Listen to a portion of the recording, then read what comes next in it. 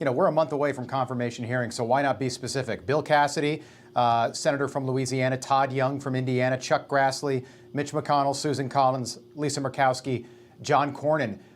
If they don't vote for Donald Trump's nominees, by the way, most of them are people that voted for Lloyd Austin and Merrick Garland.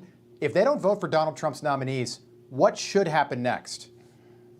Well, first of all, I think they should be given every opportunity. They should meet with the nominees. They should ask their questions in hearings.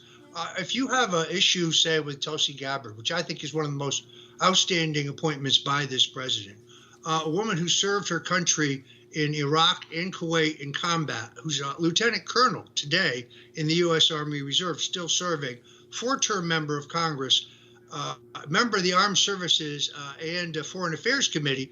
If you question her loyalty to the United States just because she doesn't want to ship billions of dollars more to Ukraine, that's outrageous to question her patriotism or her loyalty. But let's have a hearing and let her speak for herself. I think the American people will see what I have seen, what President Trump has seen, is someone who is highly qualified to rein in the abuses in our intelligence agencies and to oversee them doing what they're originally intended to do. This is also true of Kash Patel. The FBI has been badly politicized and corrupted. I experienced, General Flynn experienced, President Trump experienced it. This is not in dispute. There's no argument here. And they fear the kind of reform that Kash Patel would bring. But some of these members of the Senate, for example, I think Senator Grassley, who I think highly of, I think ultimately he will come around. He's a sober guy. He's got good judgment. He will examine these things. Will you ever get the senator from Alaska? I kind of doubt it. She's not really elected by a majority of the people. She is produced by ranked choice voting, in which the candidate who got the most votes did not get the seat in the first round. That would be a Republican, a conservative Republican. I think Susan Collins may surprise you yet. I know her back to when I worked for President Reagan. I found her to be a very serious person. She's not always correct, but she's thoughtful. And I think each of these nominees needs to make their case. But if you're from a deep red state like Indiana or South Dakota or Oklahoma, then you really should recognize, for example, Mark Wayne Mullen initially said, the senator from Oklahoma, that he wasn't sure he would support Kash Patel.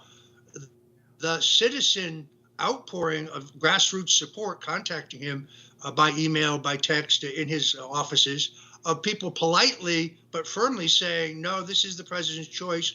If you don't vote for him, we will remember this when you come up for re-election. And he subsequently said he would support Patel, which I applaud him for. But this is the permanent establishment of existing change. Yeah, and I would add Bill Cassidy down in Louisiana. That's a bright red state down there. Louisiana, New Orleans, and I think Donald Trump won the state of Louisiana with something like 72% of the vote. And he should be their voice, not his own voice. It's advise and consent, not advise and deny. Roger, you started your career way back with Richard Nixon. I've heard you say before that he was one of the most politically resilient men you'd ever met. A year ago, Donald Trump had his mugshot taken, and now he's on the cover of Time magazine. Is Donald Trump even more resilient than Richard Nixon? Yes, indeed. Heretofore, I would have said the greatest comeback in American history was that of Richard Nixon. The presidency stolen from him by a hair in 1960. He then runs a disastrous race for governor of California. Yet he stages, largely because of the assassination of John Kennedy, Robert Kennedy, Dr. King, and of course the disastrous Vietnam War, the seas part in such a way that he makes a remarkable political comeback. But Donald Trump did more than just win an election campaign. Donald Trump had to overcome a tsunami of lawfare where they tried to bankrupt him, they tried to keep him off the ballot, they tried to incarcerate him still there, in case, in fact, they're still trying. Yet he won not a close victory, not a narrow victory, but a sweeping victory that I think establishes an entire new political alignment in this country, in which common sense Democrats like Robert F. Kennedy, Tulsi Gabbard, Rod Blagojevich support Donald Trump and the new Republican Party, the party of working people, the party of the middle class, the party of peace, prosperity, security, and justice. We're about to enter a golden age here, Rob. I absolutely believe Donald Trump is going to make America both greater and healthier again. And he's going to get this economy cooking in time for the 2026 midterm elections.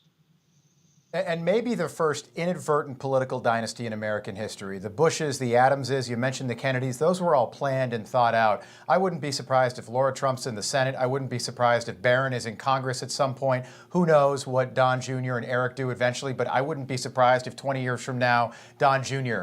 is at the top of a national ticket. I think the first inadvertent dynasty in American history. Roger, 15 seconds, final thought. Don't be shocked if Tiffany is the first woman president. You heard it from Roger Stone. Good to see you. Thanks so much for being with us tonight. God bless you.